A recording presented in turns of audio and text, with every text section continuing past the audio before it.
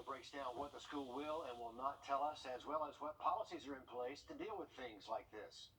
I spoke with Columbia County school officials today about what happened at Lakeside Middle School. They say they have certain protocol for handling these types of events through their code of conduct and with help from the Columbia County Sheriff's Office. So what do we know so far? On Monday, the Sheriff's Office came to Lakeside Middle School for a report of an unruly juvenile. The police report says the 14-year-old had a pocket knife, gloves, and a noose on him. When asked about those items, he stated he wasn't sure why he had them, while several other students said they heard him say, "I want to do something I probably shouldn't do," according to the report. The student does not have a criminal record with the Columbia County Sheriff's Office and no known record of mental health issues. The Columbia County Code of Conduct says a student that has a weapon on school grounds is subject to an immediate suspension and removal from school. The offense carries a recommendation for long-term suspension, expulsion, or removal from school for 1 calendar year. Columbia County school officials say they do not take these cases lightly. We're support. We act in place of parents, and so when students do make poor decisions, there's going to be that support there along with the consequences for such a decision. We've acted according to the code of conduct from our standpoint at the school level. Coming up at 6 o'clock, we hear from parents across Columbia County and their reactions to the Lakeside Middle School incident. Reporting in Columbia County, Will Rio, on your side. Thank you, Will. School district officials do tell us they have resources available for students who are experiencing behavioral problems. We're on your side this afternoon with some new COVID guidance from the CDC. If you're fully vaccinated, you can get together inside with other fully vaccinated people without worrying about a mask. You can also gather with unvaccinated people from other households if they're at low risk. If you've been exposed to COVID, you don't have to be quarantined or be tested unless you show symptoms. You're considered fully vaccinated after you have had both doses of either the Pfizer or Moderna, which are the 2-dose regimens. 2 weeks after you've had that second dose, you're considered protected. If you get the single dose Johnson & Johnson, then 2 weeks after that dose, you're considered protected. And that will influence what you're able to do. Officials don't quite know yet if a vaccinated person can pass along COVID-19 to someone else. Bamberg Family Practice is offering the Johnson & Johnson Moderna vaccines tomorrow. The clinic is from 2 until 5 tomorrow afternoon. First come, first serve. It happens every Thursday. Turnout has been slow the last few weeks, so this might be the right location for you. And it doesn't matter if you live in Georgia or South Carolina, you can still go there and get the shots. Starting tomorrow, all Georgians 16 and older will be able to be eligible for a vaccine. And today, Governor Kemp was in Albany visiting mobile vaccine sites there. The governor says even though we're finally seeing the light at the end of the tunnel, we will never forget the hardships the state, especially Albany, faced back at the beginning of this pandemic. What you all were facing here is bad as anywhere in the world, right here in Albany, Georgia. You all were on the front lines of that. And I just cannot, on behalf of your citizens and myself and our state and our whole team that was honored to work with you, thank you for all that you did. They have been through it there in South Georgia. At the beginning of the pandemic, Daugherty County, where Albany is, was a major hotspot, not just in Georgia, but across the nation as well. They saw more than 300 cases in one day last April.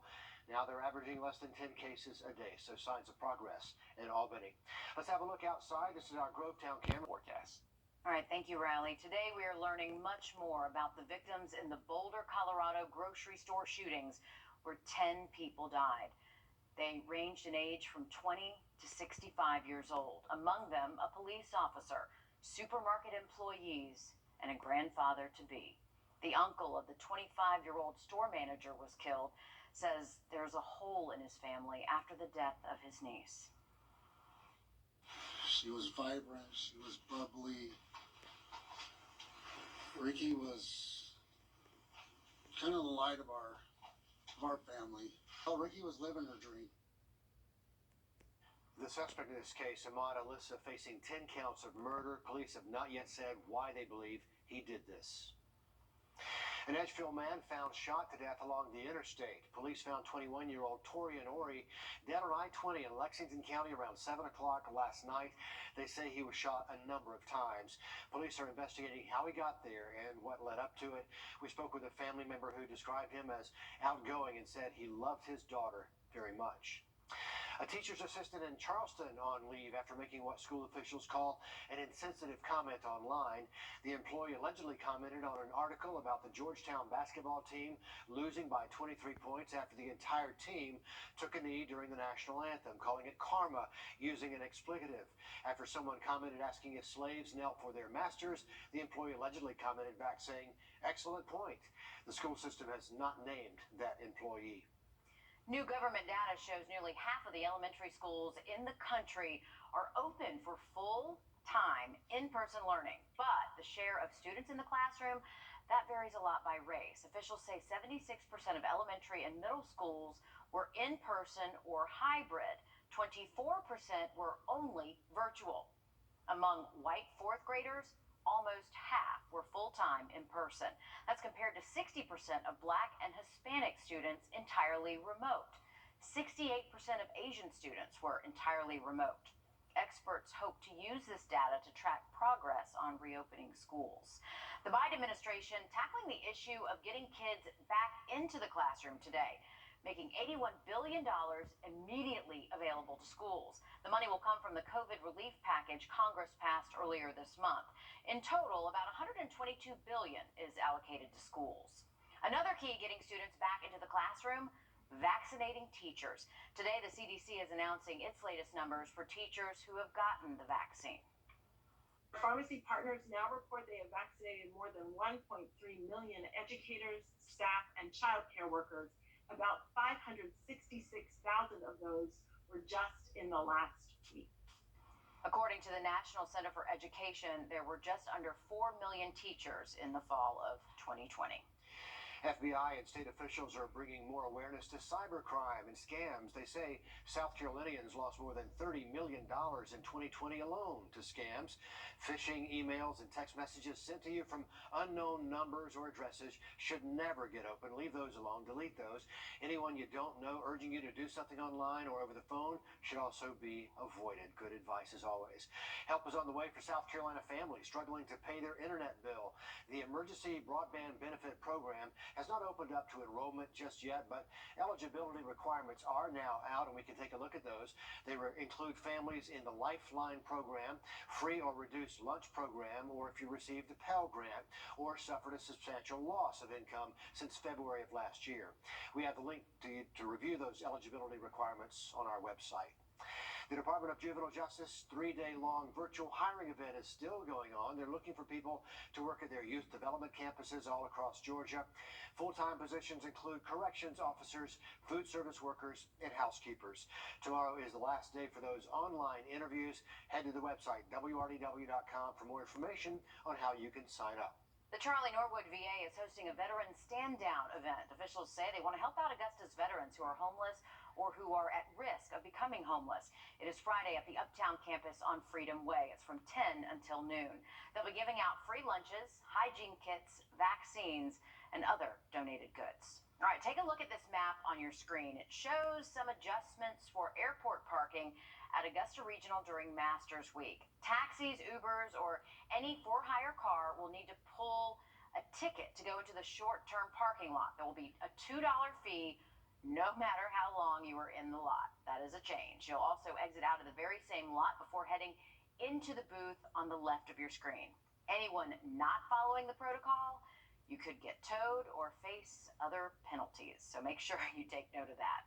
The Arrive Alive tour continues through Georgia, stopping today in Augusta. Officials were out at the Jaguar Student Activity Center at Augusta University. Students got behind the wheel wearing a virtual reality headset that mimicked what the brain sees under the influence. Organizers say their mission is to teach young drivers the dangers of driving under the influence of drugs or alcohol. I think that a lot of people, especially when I was a young person, I didn't know all the consequences to this. And hopefully with a little bit of education, they walk away and make better choices. Organizers let students choose between driving impaired or driving while texting.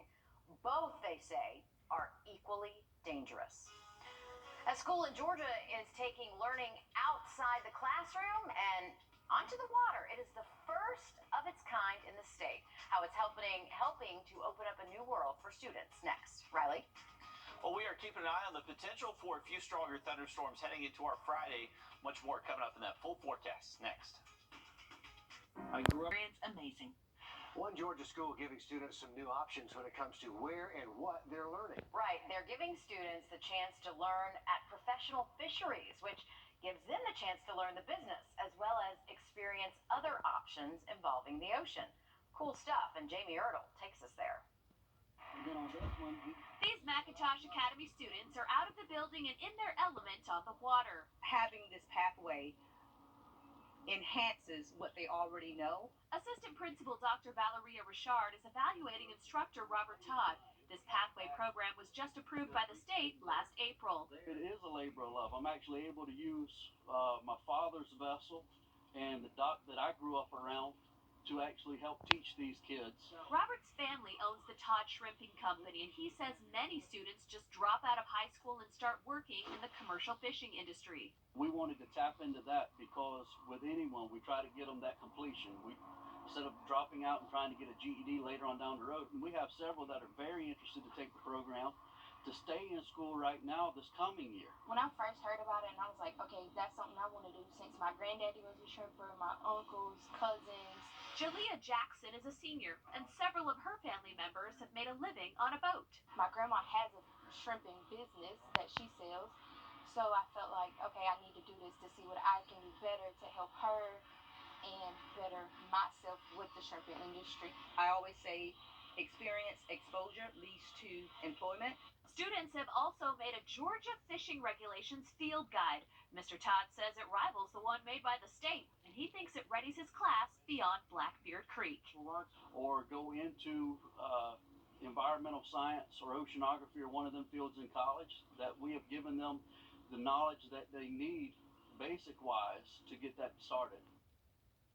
Again, beautiful spot. That's McIntosh County. I highly recommend you take the Darien exit and sample some of that seafood right there on the Georgia coast. It comes right off the boats. And how cool is it that they're growing another crop of people, another generation of people to get interested in it? And I know that that is definitely something that interests you. You would have been all over that in high school. 100%. That would have been awesome. And we were mentioning earlier that there's just not a lot of people replacing those older shrimpers. It's just not a job that you hear about all too often. So it's a big need, and looks like they're trying to fill that void. So good news there in McIntosh County. And taking advantage of one Dream Garage Spring Event. Riley and I are not afraid to talk about this. It is 2021, and makeup is not just for women. It's actually gaining more popularity among men as well, not just those of us on television. Right, because people are on their own little version of television. Of course, all the Zoom calls that people have been on, they have been looking at their face, which actually could be driving more men to find ways to correct things about their face that they may not like all that much. Naomi Wrdw tells us more. Hi there. Between Zoom meetings and virtual home showings, real estate broker Ben Dixon gets a lot of FaceTime these days. I think being on the Zoom calls is essentially being in front of the mirror for a couple of hours a day. So obviously we're going to focus on what we look like a little more than we normally would. So after seeing ads on Instagram, he decided to try out makeup for men. Don't want to look like I'm wearing a lot of makeup. Where do you use the concealer? Just under my eyes here, and maybe if I have a little redness or something at the top of my cheeks. But we're not talking like eyeliner, mascara, full makeup. No. Marketing firm Moz says Google searches for men's makeup looks jumped nearly 80% last year compared to 2019. That's helped new male cosmetics company Strix, which now has products in thousands of CVS stores. We are here today where we would have been in like 5 years had it not been for the lockdowns and quarantines and things like that. So I definitely think we've accelerated this trend. For men who've never worn makeup, learning how to apply it may feel a bit daunting, but there are thousands of tutorials available online, and women with years of experience may also be a good resource. The manliest men on earth are all wearing makeup for TV appearances, movies, to fix up a blemish before the red carpet, whatever it is. Show me a manly man and I'll show you a guy that's worn makeup. For Ben, it's a quick addition to his daily routine. Try it a few times and just see how you feel. If it makes you feel better, why not? And he says if it's still not for you, you can just wash it off. Naomi Wrdw, CBS News, New York. And guys, if you're not ready for makeup just yet, let me just encourage you to try to find better lighting. You know, in other words, face a window, get lighting on your face. Don't have a window behind you. That helps zoom as well as makeup does. It sure does. It sure does. But this is something I've always told this to elementary school students when I visit. I say, I'm going to tell you guys a secret. And they all think it's because of the weather and the green screen. I say, no, the boys wear makeup. There it is. Now everybody knows. Everybody knows now. The sad truth is, you wear a little more every day for results that aren't as good as the day before. And then you wear it to make it look like you're not wearing any at all. You try, like he said, less is more. There you go. Less is more. Right, Riley? I